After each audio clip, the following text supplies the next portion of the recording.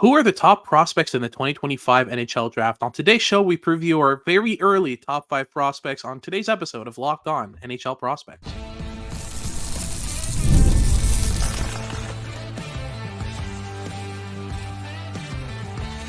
You are Locked On NHL Prospects, part of the Locked On Podcast Network. Your team every day. Hello, and welcome back to Locked On NHL Prospects, part of the Locked On Podcast Network, your team every day. On this podcast, we break down everything prospects related for you 5 days a week, Monday to Friday. I'm Hattie Kalakash, QMJHL Scout for Elite Prospects, with Sebastian High, USHL Scout for Elite Prospects. And on today's show, we'll be breaking down our early top 5 prospects for the 2025 NHL Draft. We'll start off with some honorable mentions in the first segment. Kind of look at the guys who missed the cut and why. And the second segment, we'll look at picks 5 and 4, and then we'll end things off in our third segment with the top 3 prospects in the 2025 NHL draft. So we'll be counting up. Before we get into any of that, today's episode is brought to you by Game Time. Download the Game Time app, create an account, and use code LOCKEDONNHL for $20 off your first purchase. If you're watching on YouTube, remember to like and subscribe. Leave us a comment letting us know what you want us to talk about next. And if you're listening on your favorite podcasting platform, please leave us a rating and review and make sure to make us your first listen of the day. So let's get started right away here with the honorable mentions. We have 4 to go through here. And first and most notably, Anton Frondel is not in our top 5. He just missed a cut, in my opinion. He could have been the 6th or 7th overall pick in our rankings, but there's just been something missing from Frondel's skill set, right? A little bit. I mean, our viewings have always left us impressed with this very clear strength, which we will be breaking down, while still having some question marks with his overall ability to leverage his tools to the maximum of their capabilities. This is a 6 foot, 196 pound left shot centerman. He's a May 7th, 07 birthday, so decently young for the draft class. And last season, he played some fantastic hockey at the J20 level in Sweden, scoring 18 goals and 39 points through 29 games. And this year, we're going to see how his split is between Hockey Allsvenskan with Djurgården and the J20. But this is a very physically mature player who likes to get engaged physically, but we still have some question marks about the ability behind that and just how many advantages he's able to create physically and how that projects the NHL level as it's currently constituted. But offensively speaking, this is a good puck handler. The skating, I would like to see take a couple steps over the course of this season. I think the mobility is an area where there could be some area for improvement, but he's a good puck handler. He has a decent defensive impact. He's a really good shot. There's a lot to like in his profile. He's definitely a contender for the top 5 range. And while he didn't crack that on our very, very, very early September board here, he has more than enough time to do so as the season unfolds. Absolutely. I think the main thing missing for Frondel for me is just he's a player who relies a lot on physicality while being not the strongest, and not being the most mechanically sound in board battles. He relies a lot on his strength to win board battles, and it works wonders in the J20 where the competition, I mean, it's easy to say that, like, I'd say first liners in the J20 would probably be fourth liners in the OHL in terms of quality. There's a significant gap there, and I think that especially when it comes to defensemen, there's a significant lack of strength, of power usually, even in top pairs in the J20. So it's fairly easy for him to win his battles, to get off the board, using just pure brute strength, and he's pretty well built, as we mentioned. It's just I want to see some mechanical strength from him as well, because if he can't develop that mechanical strength in board battles, then he'll have to default to being a skill player, and he's great as a skill player. It just is going to require a shift in his habits and his decisions, which requires a bit more work, a bit more time to figure out. So that's why he's outside the top 5.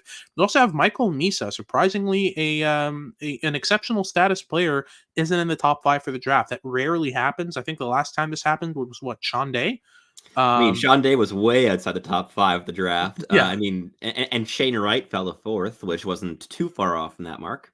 Yeah, exactly. But most of the time, these players tend to stay inside the top end of the draft there. But with Michael Misa, you've got a decently skillful player who uses a shot liberally and frequently to create. He's pretty responsible in all 3 zones, which I think led to him being an exceptional status player. He matured very quickly in terms of his habits, his cerebral nature. The decision-making in all 3 zones is fairly strong. But overall, I think the skill level isn't up to par with the top 5 here, which is what keeps him out of this range here. And Misa Misa's always been a very interesting prospect. He's played a decent amount with the Saginaw Spirit there in their middle six, playing behind the likes of Owen Beck and those types of players, mainly at center, but he's played some wing as well. 6 foot, 174 pounds as a left shot forward. Again, played mostly at center. Scored 75 points in 67 games this past season with the Saginaw Spirit, which is a decent point total. It's really, really good for a draft -1. But we're talking about a player who's on his second year this season of OHL play, and there's some lackings in his game. Fairly quick, fairly offensive. In terms of his leanings there, and he's definitely a playmaker first and foremost. But he does have a decent shot. He's got great tools, but not anything that really stands out as a cornerstone skill that he can build his game around. So that for me is kind of the reasoning why he's not in the top 5 here. But again, it's very early in the year. He could show some really good promise with Saginaw this upcoming season. He's got the skills for it. So yeah, he's going to be playing a lot with Zane Parekh and the likes, and being a key offensive cornerstone for the Saginaw Spirit. But I'm still waiting to see a marquee offensive trait that he can build this game around, because his playmaking is great, but it's not game breaking like it is, for example, with James Hagens or Martone or some of the other guys we have higher up in this list. We also have a pair of defensemen here. Talk me through Sasha Boumedienne, who's been a fairly interesting prospect, who's been in the limelight for a decent time now, and why he's not necessarily in our top 5 here. Yeah, so Boumedienne is an interesting prospect, as you mentioned. He's a highly mobile left shot defenseman who we talked about in yesterday's episode as well, as we did our NCAA breakdown of the draft eligibles this year. He's a 6'2", 183-pound left shot D, and he was playing in the USHL last season with the Youngstown Phantoms, and in 49 games, he scored 3 goals and 27 points, which is decent enough production for a D-1 defenseman at that level with the minutes he was playing. And the physical tools are really what make him super intriguing. It's the mobility, the flashes of physicality, and being able to combine his skating and his physicality to box out defenders, to shepherd play towards the boards. But there's a lack of consistency in his ability to actually execute on those types of plays. Same thing goes with his ability in offensive transition. He can execute some high-end stretch passes in the breakout and really catch opponents off guard, but he can also just as easily give possession away about 5 or 6 times more often in a game than you would like him to. So there's a level of risk in the way that he approaches the game at this stage, but we'll see how he develops over the course of this season with Boston University. Maybe his development can mirror that of Artem Levshinov, and really shoring up those iffy areas of the game and the risk-taking, and becoming a lot more full of intent with which risks are taken and which ones are not. And I think that's an important area for Boumedienne to kind of overhaul in his game. But the physical tools are fantastic. He also reminds me of Adam Yurchek in some ways, with how the decision-making impacts his play in the defensive zone, both on and off puck. But he's an intriguing profile, not quite enough to crack our top 5, and he could end up just about anywhere in the first round range. I think at the end of the day, there's a lot of variability with him. But the other defenseman is kind of the opposite, and that's Logan Hensler, who does not have the same degree of elite physical tools that Boumedienne has.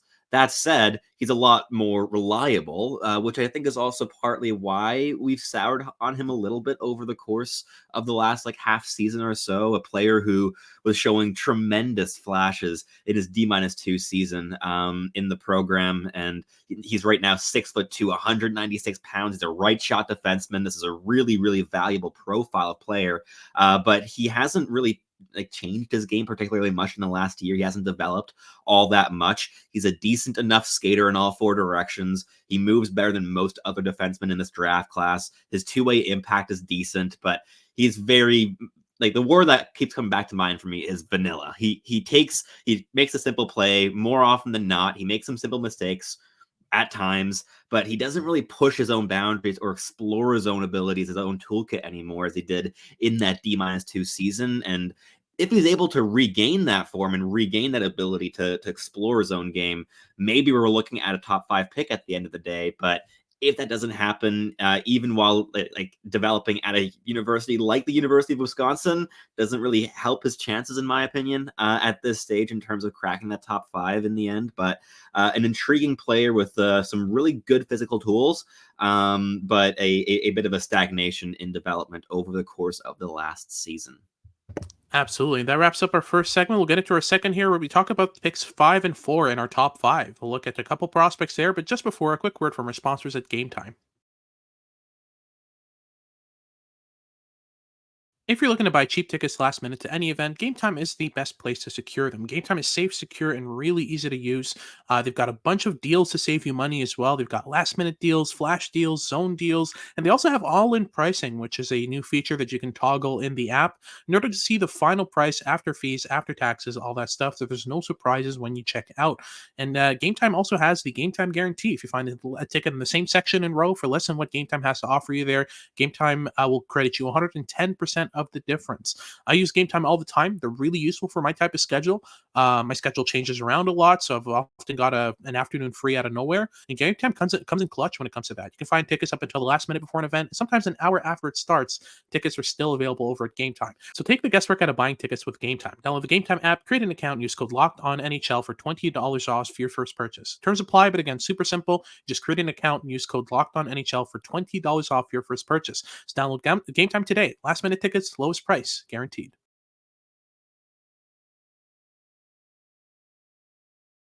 Alrighty, so let's move right on here to our second segment where we talk about picks 5 and 4 in our top five for the 2025 NHL draft. Again, it's very early. Things are going to shift around. Opinions on players are going to change. But so far, I see these are the two that really stood out above the honorable mentions here. And let's start off at number 5 with Ivan Ryabkin. He's a very, very skilled player who's also, this is the third year in a row we have a top 5 pick from Russia playing in the MHL.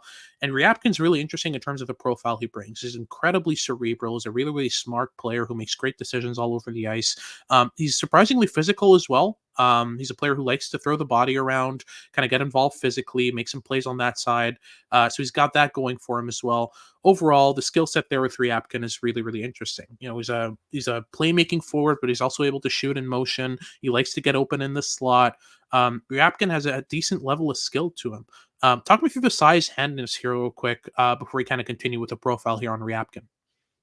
For sure. So Ryabkin is a 6 foot, 170 pound left shot centerman. He's an April 25th, 07th birthday. And last season in the MHL with MHK Dynamo Moskva, in 44 games, he scored 24 goals and 58 points, which is fantastic production as a D-1, especially considering that he's not even like particularly old for this draft class. To put up 58 points in 44 MHL games is certainly notable as a D-1. And as you mentioned, this is a player who also does not shy away from physicality, and he's really solidly built. He's not a guy who's going to like throw booming hits or anything, but he can hold his ground, and he's, I think, eventually he will be built like a tree stump as well at the NHL level, and a player that is able to combine that high degree of intelligence with again, that physicality, but also like high end handling skill and offensive creativity. He's a fantastic playmaker. He's able to really split the needle in the offensive zone with passes through multiple layers of defensive coverage. And this is definitely a player who I think will stand out above the rest of the Russian class this season with everything that he brings to the ice on both sides of the puck. Absolutely. So yeah, he's a very skillful player, really smart. Uses his handling skill and transition really well to kind of move up the ice and create plays. But what really stands out for me is just he's so surprisingly physical. Like it's just you don't expect him to be this kind of bulldozer type of player, but once he starts throwing his body around, you really see how good he is at kind of putting pressure on defenders, on kind of hitting through the boards, separating them from pucks. So pretty refined skill set as well on top of a pretty refined physical skill set on top of the soft skills he already has. He's going to be a really interesting one to follow as we continue our prospect coverage there for the 2025 draft class. But talking about standing out above the others, 6'5" center, I think, is a decent starting point for that. Talk me through Roger McQueen's game in detail, and what makes him the fourth overall selection here in our early top five. pure physical tools is what we're starting off with here with McQueen, and there's a lot of flair in his game beyond that. This is a 6'5", 190-pound right shot forward who has mainly been playing down the middle, as you mentioned. He's pretty old for this draft class, as an October 2nd, 06 birthday, so just about 17 days off of being 2024 eligible. And last season, he played with the Brandon Wheat Kings in the WHL, scoring 21 goals and 51 points through 53 games in the regular season. And he played a depth role as well at the U18 World Championships for Team Canada, where he got into 2 games and he scored a single goal and apparently logged 29 penalty minutes in that span, which is not too shabby. And this is a player who obviously stands heads and feet above much of his competition at the junior ranks, but beyond that is also a really dangerous offensive player. Whether it be flashes of playmaking, he's a really good puck handler. He's able to really leverage his like massive reach to fool defenses and to pull the puck back.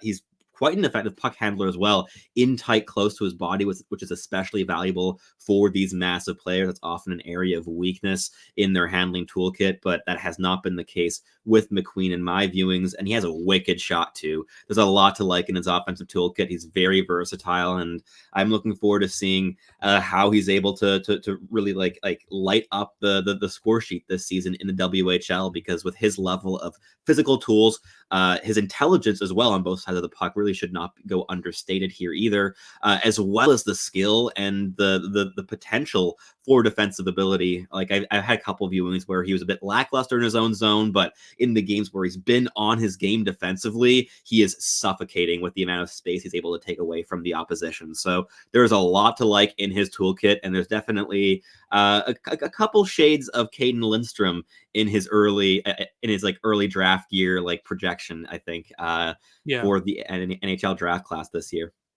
Absolutely, and I'm not one to be a fan of big players just for the sake of them being big. There needs to be something surrounding their skill set in order for me to be big fans of their games.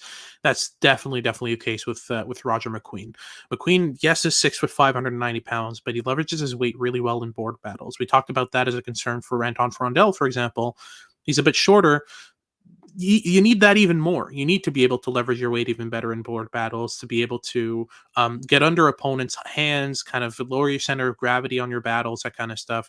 McQueen does that at 6'5". He's capable of kind of performing these kind of spin-offs along the boards, these cutbacks or spin-offs on pressure to create kind of a lane for a pass or create separation enough to be able to get a puck through a lane.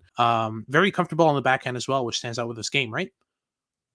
Absolutely. He's really able to get pucks up from in tight as well. I think he's a really dangerous piece to have around the net front with his combination of physicality, his obviously massive frame, but also that hand-eye coordination, that those deft puck skills under tight pressure, the puck handling ability, but also that ability to get pucks up high, both on the backhand and the forehand when he is in tight. Like he can finish his chances really nicely when he is around the net front and he is swatting at loose pucks. And definitely a player who has a lot of versatility in his offensive toolkit and can be used in a variety of different situations very effectively. And for those reasons, in my eyes, a pretty clear top 5 guy on our board here at this stage of the draft cycle. Absolutely, and that's our second segment done. We'll get into the third, but we finally look at the top 3. We'll look at picks 3, 2, and 1 in just a second. But just before, a quick word from our sponsors here at Locked On NHL Prospects.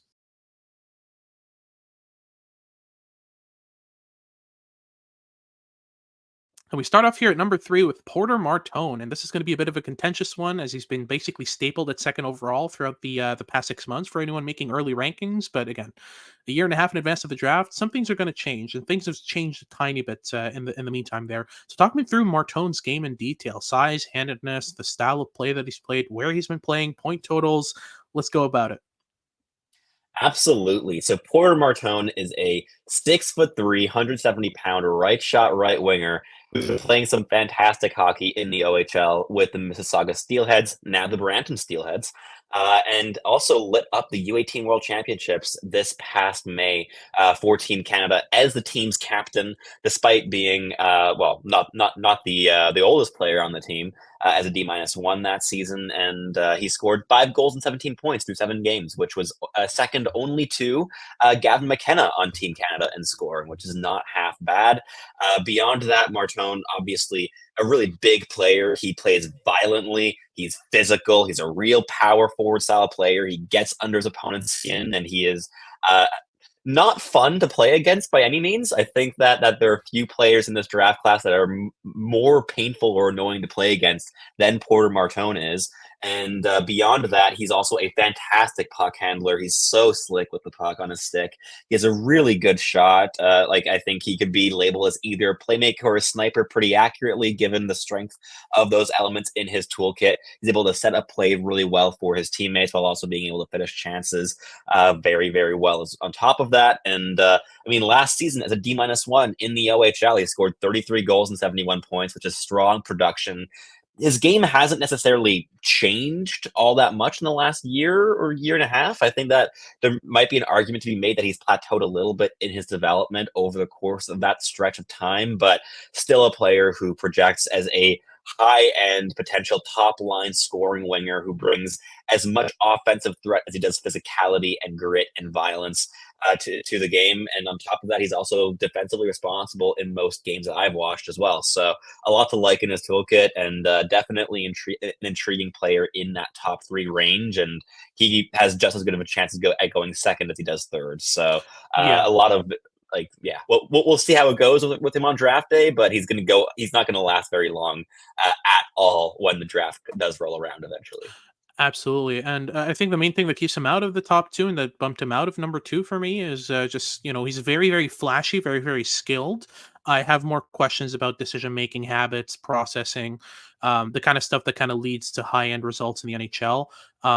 We've seen these flashy players not turn out to be top-line players, top 6 players. We've seen, some of these examples of players who were highly ranked early kind of slip up because of those exact reasons. So I do have some reservations, but he's still at number 3. He's a fantastic prospect. Let's move right on to number 2 on our list, and that's Matthew Schaefer, the 6'1", 174-pound left shot defenseman. Played fantastically for Canada at the Hlinka Gretzky Cup. Before that, at the U18 Worlds, at the World U17 Championship, was fantastic, was part of that triple gold club. It was him, I believe, McQueen and Jack Ivankovic were the players that are on all 3 rosters there, and won 3 golds in 9 months, which is absolutely amazing for Team Canada there. But on top of that, he was great for the Erie Otters last year. Didn't score a lot of points, 17 points in 56 games, but his game doesn't really revolve around points. He's a fantastic, fantastic rush defender. Amazing, amazing skater.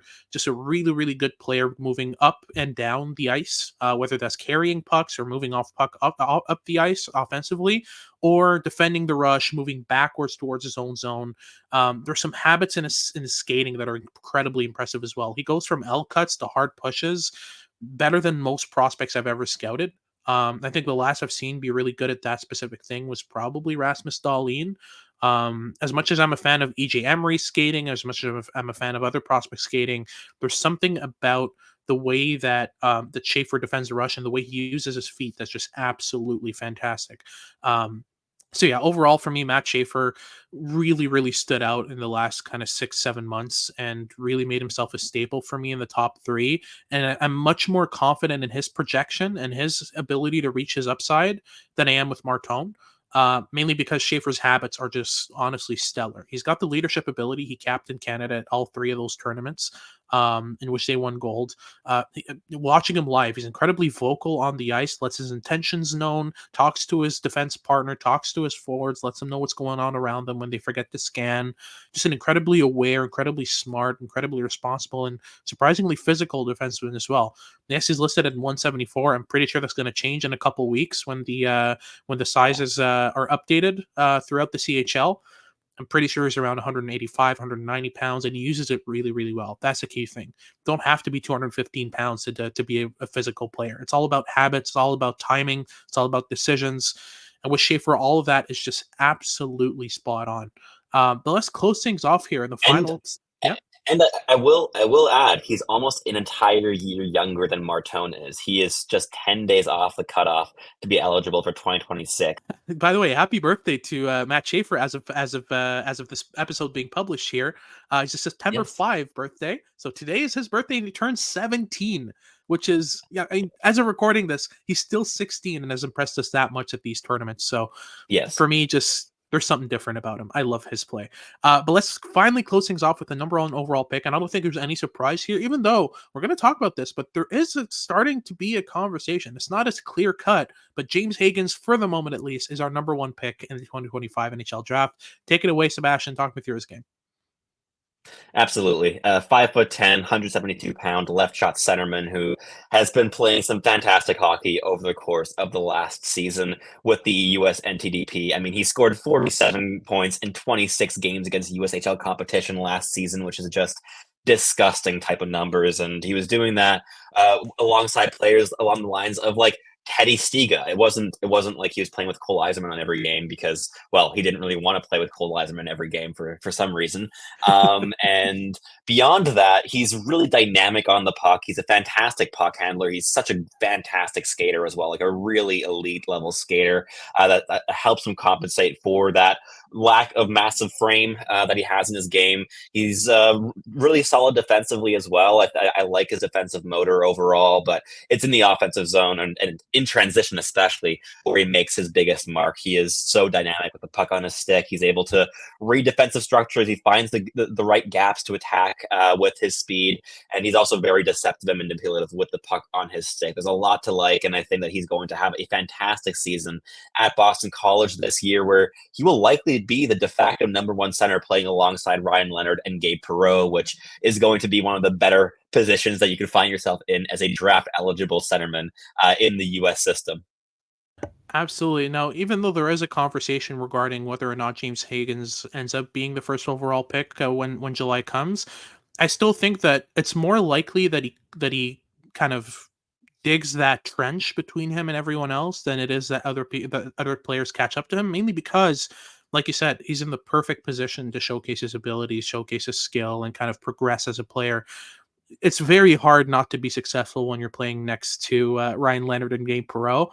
And as much as scouts kind of pride themselves on their ability to separate between who a player is and who he's playing with, it still always has an effect. We often see players who are playing on really good lines and ending up being higher end picks, mainly because there's always a sense that the player deserves to be there. And I think that James Hagens deserves to be in that spot next to Leonard and Perreault and those types of players in Boston College. I think it's less a question of lack of other options and more a question of he's just really that good. And I think it's going to be really good for his game And for him to play next to these players, right? absolutely, and I mean, I think considering that we've been talking about that U18 World Championship tournament a decent amount in this episode, including the point production of players like Porter Martone, James Hagens beat the record in that tournament for production by scoring 9 goals and 22 assists in 7 games for Team USA on a road to just a silver medal finish. Yeah, that's a good tournament in my eyes. 22 points, right? Not 22 assists. Did I say assists? Sorry, points. Yes. Okay. He did not So score did- 9 points. It's fine. 22 points is still not bad when you're only playing 7 games in a tournament. and it's still the record. Yeah, 9 goals alongside it. And it's still a record. He broke a record. I mean, Y- yeah, I think it's decent production, and that was definitely the tournament where you saw him come into his own as a dynamic force with the puck on his stick. Whenever he had the puck in the offensive zone, something special happened in that tournament, and I cannot wait to see him at Boston College, and I think that Gabe Perreault and Ryan Leonard are going to have a new best friend replacing Will Smith now. Absolutely. I couldn't think of a better choice to replace him as well. But that wraps things up for today's show. Thank you very much for tuning in. If you're watching on YouTube, just remember to like and subscribe. Leave us a comment letting us know what you thought of the episode, what you want us to talk about next. Just leave your thoughts down below. And if you're listening on your favorite podcasting platform, please leave us a rate and review and make sure to make us your first listen of the day. For your second listen of the day, make sure to check out Locked On Sports Today. They've got all your news and updates about what's going on around sports. And make sure to continue watching our shows as we continue our prospect coverage for the month of September. This has been Hattie Kalikesh, QMJHL Scout for Elite Prospects with Sebastian High, USHL Scout for Elite Prospects. We hope you tune in next time.